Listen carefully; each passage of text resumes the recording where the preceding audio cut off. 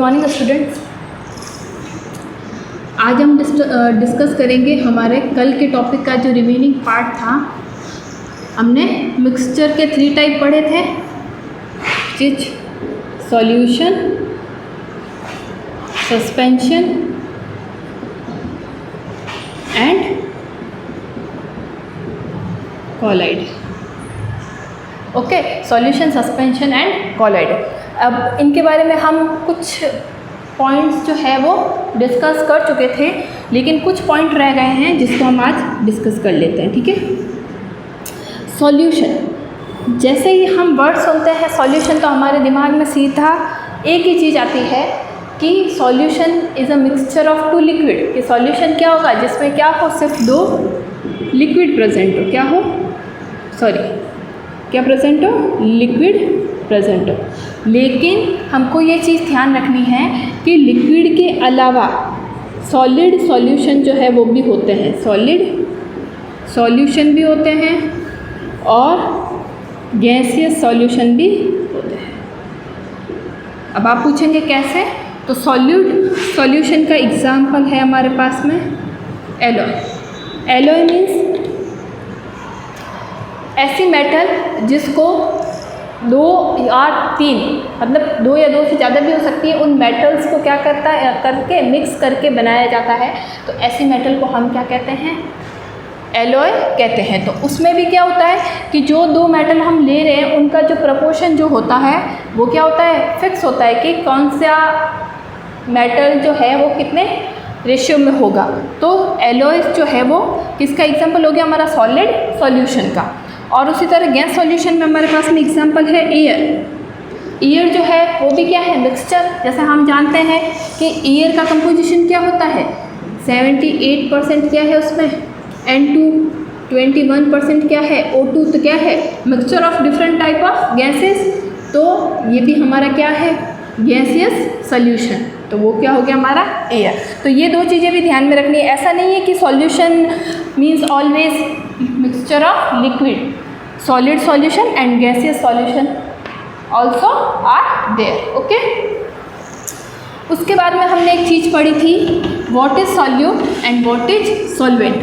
Late me clear first of all solution whole and next we discuss कॉलाइडर।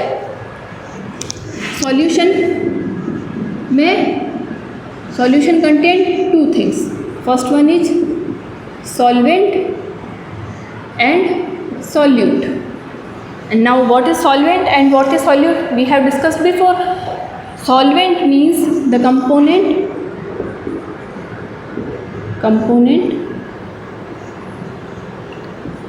present in larger amount। और solute क्या हो गया, component present in lesser amount। ठीक है, तो ये हमारा सॉल्वेंट, ये सॉल्यूट। फॉर एग्जांपल हमारे पास में है वाटर और सॉल्ट। तो वाटर जो है उसका जो अमाउंट है वो क्या होगा, सॉल्ट से ज़्यादा होगा। दैट्स वाई वाटर क्या हो गया हमारा सॉल्वेंट एंड सॉल्ट क्या हो गया हमारा सॉल्यूट। ठीक है, अब देखो एक सॉल्वेंट जो होता है उसका क्या होता है, एक सैचुरेशन लेवल होता है कि वो इतने ही सॉल्यूट को खुद के अंदर क्या करने देगा, डिसॉल्व होने देगा।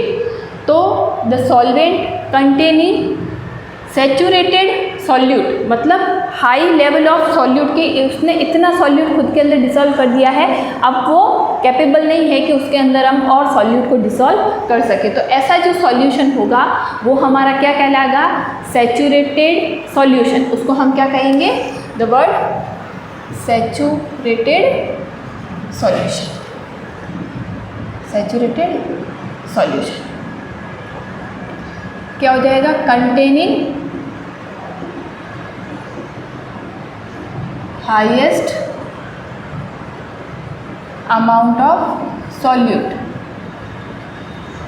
सैचुरेटेड सॉल्यूशन क्या होगा, जिसके अंदर हाईएस्ट अमाउंट ऑफ सॉल्यूट है, कि इसके बाद हमारा जो भी सॉल्वेंट हमने लिया है उस सॉल्यूशन में, that solvent is not capable of dissolving more solute, तो वो तो हमारा क्या हो जाएगा, सैचुरेटेड सॉल्यूशन।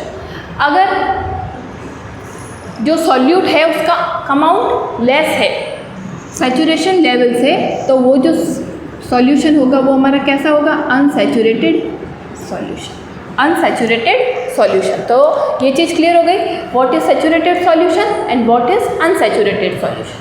उसके बाद में एक इम्पॉर्टेंट टर्म आती है हमारे पास में, विच इज कंसंट्रेशन।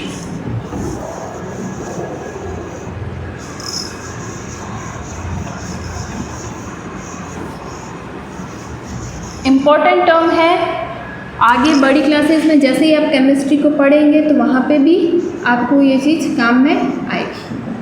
कंसंट्रेशन, तो concentration is basically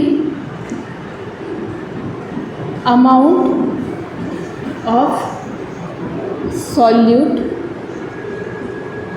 present in, amount of solute, अब सॉल्यूट में दोनों चीज़ें हो सकती है, मास और volume of solute present in solution. Concentration is what, concentration is the amount of solute present in the solution. अब सॉल्यूशन जो है उसमें भी मास हो सकता है सॉल्यूशन का और वॉल्यूम हो सकता है, ठीक है। There are various ways to find out the concentration of given solution, but we discuss only 3 ways और 3 methods in our class because the further method is for higher classes। जो बहुत सारे मेथड है वो किसके लिए है, हायर क्लासेस के लिए हैं। अभी आपके लेवल के जो है वो 3 मेथड्स है तो find out the concentration of an solution. तो फर्स्ट मेथड क्या हो जाएगा हमारा, कंसंट्रेशन ऑफ सॉल्यूशन। इसमें फॉर्मूला है हमारे पास में, मास ऑफ सॉल्यूट और डिनोमिनेटर में आएगा मास ऑफ सॉल्यूशन। अब परसेंटेज फाइंड आउट करना है तो multiply by 100, mass of solute divided by mass of solution into 100। This one is the first formula, this one is the first formula. The second formula is, in this formula we take mass of both solute and solution। next में हम क्या करेंगे, mass of solute ले लेंगे और solution का जो है वो हम क्या करेंगे, वॉल्यूम ले लेंगे। तो formula will be mass of solute and volume of solution into 100। This one is the second formula. अब यहाँ पे इक्वल टू में आपको क्या लिखना है, ये कंसंट्रेशन ऑफ गिवन सॉल्यूशन, दोनों फॉर्मूलाज के लिए मैंने शॉर्ट में लिखा है, थोड़ा इस चीज़ को आप थोड़ा क्लियर करें। थर्ड फॉर्मूला जो है मैं इसको यहाँ लिख लेती हूँ। थर्ड फॉर्मूला में हमको क्या करना है, दोनों का वॉल्यूम लेना है, वॉल्यूम ऑफ सॉल्यूट और volume of solution, volume of solute and volume of solution into 100। Okay, तो अब आपको क्या करना है कि इस फॉर्मूलों पे बेसिस कुछ न्यूमेरिकल क्वेश्चंस जो है वो गिवन है, एक एग्जांपल है और एक आपके टेक्स्ट बुक में क्वेश्चन भी है। तो आपको क्या दिया होगा, मास ऑफ सॉल्यूट गिवन है, मास ऑफ सॉल्वेंट गिवन है, ठीक है। ऐसा नहीं है कि आपको direct mass of solution given नहीं है, आपको 2 चीज़ें गिवन होगी, मास ऑफ सॉल्यूट और मास ऑफ सॉल्वेंट। तो आपको क्या करना है, by adding mass of solute and mass of solvent we get mass of solution, because solution is what, solution is a mixture of solute and solvent. Okay, फिर mass of solute divided by mass of solution into 100, then we get the concentration of that given solution. Okay,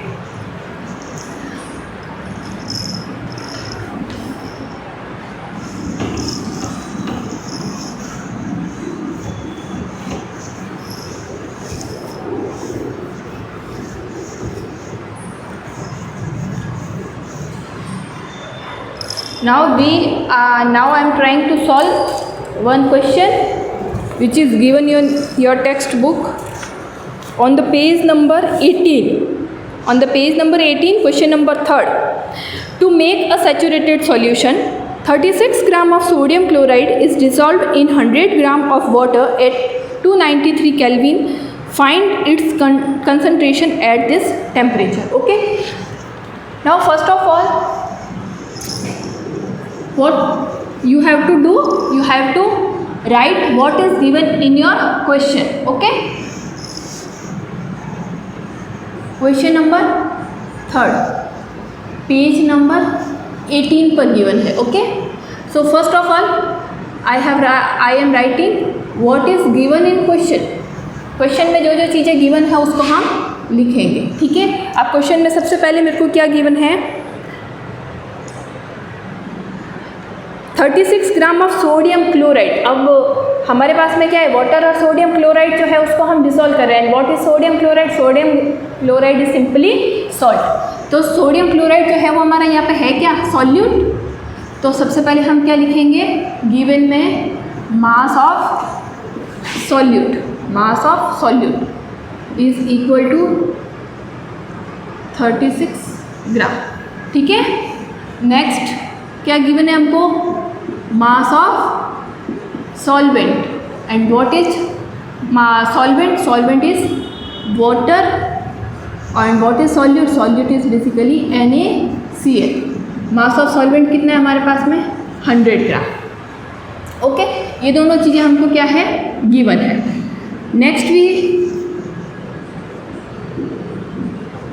next हम क्या लिखेंगे, to find. हमको क्या find out करना है, concentration of solution, question mark, क्योंकि हमको ये फाइंड आउट करनी है. Next used, formula used. हम कौन सा फार्मूला इसके लिए यूज़ करेंगे, फार्मूला यूज्ड. तो फार्मूला हम कौन सा यूज़ करेंगे, मास of solute upon mass of solution into 100. Okay. Next one is the solution. इस क्वेश्चन का सॉल्यूशन क्या होगा. अब यहाँ देखो, फॉर्मूले में जो चीज़ें गिवन है वो हमारे पास है या नहीं, पहले ही हम चेकआउट करेंगे. तो सबसे पहले देखो, mass of solute, we have mass of solute. Next mass of solution, we don't have mass of solution, we have to find the mass of solution. तो first of all we have to find mass of solution. then mass of solution equal to mass of solute and mass of solvent. now mass of solute is 36, mass of solvent is 136 gram. What is this? This is the mass of solution. now put both these values in formula. तो next क्या हो जाएगा, मास of solute की value कितनी हमारी, 36. मास of solution कितना आ गया हमारा, 136 multiply by 100. When you solve this you will get 26.47%. This is the concentration of the given solution. So basically this is the method how you have to solve any numerical question. ज़रूरी नहीं है कि इस chapter से related question हो. आगे हम जैसे ही फिजिक्स में एंटर करेंगे तो we have to solve many numerical question. then this is the method how to solve any numerical question. first of all you have to write what is given in question. then to find, आपको क्या find out करना है, formula कौन सा आप use करेंगे, then the solution. these 3 points you have to remember to solve any numerical question related to chemistry or physics. okay.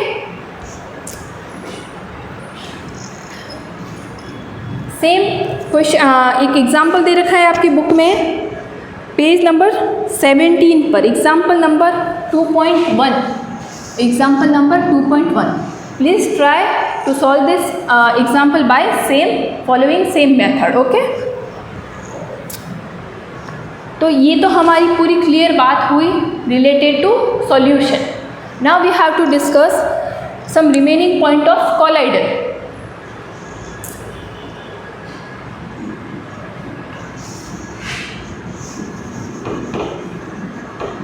Please take a screenshot of this solution of this question. Okay,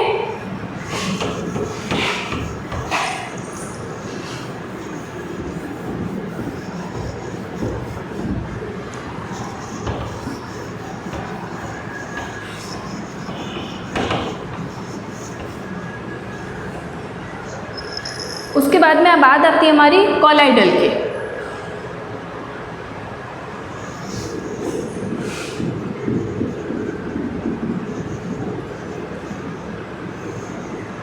कल हमने पढ़ा था what is colloidal solution. Colloidal solution जो है वो हमारे कैसे होते हैं.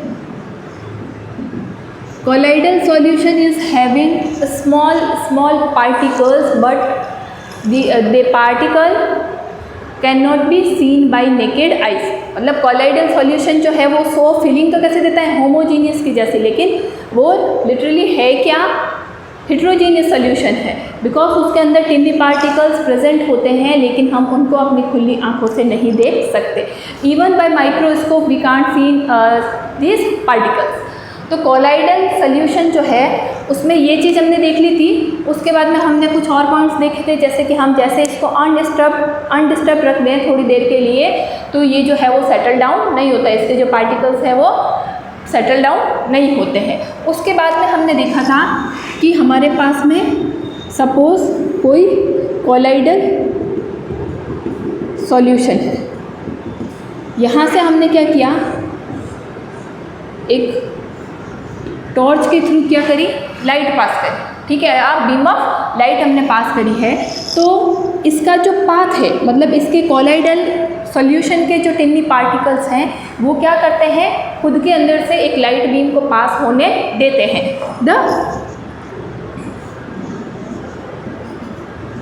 जैसे इसके अंदर से ये लाइट जो है वो पास हो रही है और इस लाइट का जो पाथ है वो क्या है, हमको विजिबल है.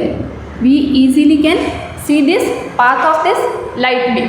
ओके, देन दिस इफेक्ट, ये जो इफेक्ट है कि कॉलाइडल सॉल्यूशन जितने भी है वो क्या करते हैं, अपने अंदर से लाइट को पास होने देते हैं और इसका जो पाथ है वो विजिबल होता है. तो इस इफेक्ट को हम कहते हैं टिंडल इफेक्ट.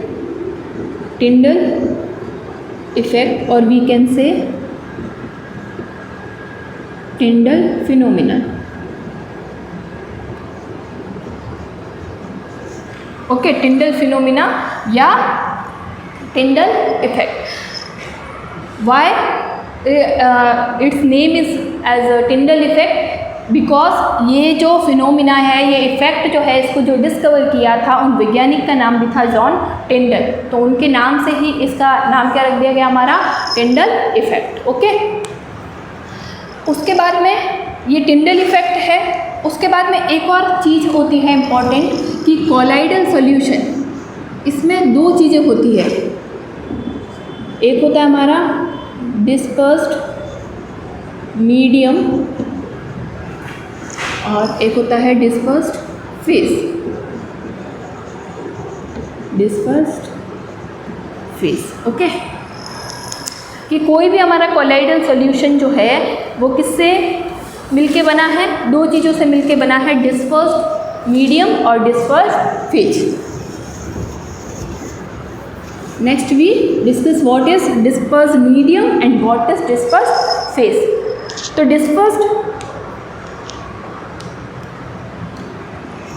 अब डिस्पर्स्ड फेज क्या होता है.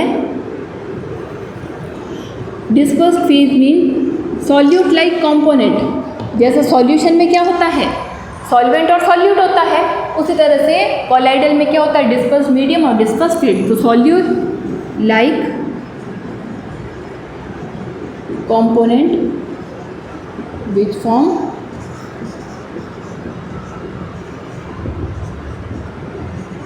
Dispersed phase. Solute like component जो टिनी पार्टिकल्स होते हैं कॉलाइडल सॉल्यूशन में, वो क्या बनाते हैं, डिस्पर्स्ड फेज बनाते हैं। उसके अलावा जितना भी कॉलाइडल का लिक्विड पार्ट बचा हुआ होता है, रिमेनिंग लिक्विड पार्ट जो है वो क्या बनाता है, हमारा डिस्पर्स्ड मीडियम बनाता है। तो colloidal solution is made of two type of component. First one is dispersed medium and second one is the dispersed phase.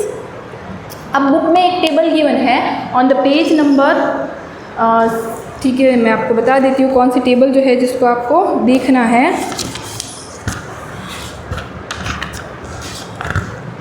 Page number 18 पे एक टेबल गिवन है, कॉमन एग्जाम्पल ऑफ कॉलॉइड्स। तो उसमें दे रखा है कि जो हमारे कॉलॉइड्स है उसमें डिस्पर्स्ड मीडियम क्या है और डिस्पर्स्ड फेज क्या है। तो वहाँ से आप ये चीज़ फाइंड आउट कर सकते हैं कि जितने भी हमारे कॉलॉइड्स है उसमें डिस्पर्स्ड फेज कौन सी है और डिस्पर्स्ड मीडियम कौन सा है। डिस्पर्स्ड फेज का मतलब क्या होगा कि उसमें सॉल्यूट लाइक कंपोनेंट जो प्रेजेंट होंगे, जो टिनी पार्टिकल्स है उसके, वो तो हो जाएगी डिस्पर्स्ड फेज, और रिमेनिंग जितना भी पार्ट बचेगा वो सारा उसका क्या हो जाएगा, डिस्पर्स्ड मीडियम हो जाएगा। ठीक है, तो इस टेबल को आप देख के आपको ये चीज़ क्लियर हो जाएगी कि कॉलाइडल सॉल्यूशन जो है वो क्या होते हैं और वो कैसे सस्पेंशन और सॉल्यूशन से डिफरेंट है। In our next lecture we will discuss separation techniques of solution suspension and other mixture. Separation techniques. एक और चीज़ क्लियर करनी है कि व्हाट्सएप ग्रुप में कुछ स्टूडेंट्स पूछ रहे हैं कि मैम एक्सरसाइज जो है वो हमको खुद को करनी है क्या। तो उनके लिए ये चीज़ कि आप अब 9th क्लास में आ गए हो तो मैं आपको बोर्ड पे एक एक क्वेश्चन तो नहीं बता सकती, मैंने सारे टॉपिक जो है वो आपको क्लियर कर दिए हैं। तो आपको क्या करना है, अपनी टेक्स्ट बुक से उस टॉपिक को पढ़ना है, वीडियो देखना है, और फिर उसके बाद में जो क्वेश्चन गिवन है उनका आंसर खुद देने की ट्राई करना है। खुद आपको ट्राई करना है कि आप अपने नोटबुक में उसका आंसर लिख सको। फिर भी अगर आपको कोई दिक्कत है तो आप मेरे को जेन्युइनली पूछ सकते हो कि मैम इसका आंसर जो है वो कैसे लिखना है, बिकॉज अब थोड़ा लेवल क्या हो गया आपका, अप हो गया है। तो try to solve your question at your own level, कि आप खुद सॉल्व कर सके उनको। फिर भी कोई प्रॉब्लम है तो आप पूछ सकते हैं, और एक्सरसाइज जो है जो टॉपिक पढ़ाया उससे रिलेटेड जो क्वेश्चन है वो आपको नोटबुक में एज अ होमवर्क करने हैं। Thank you.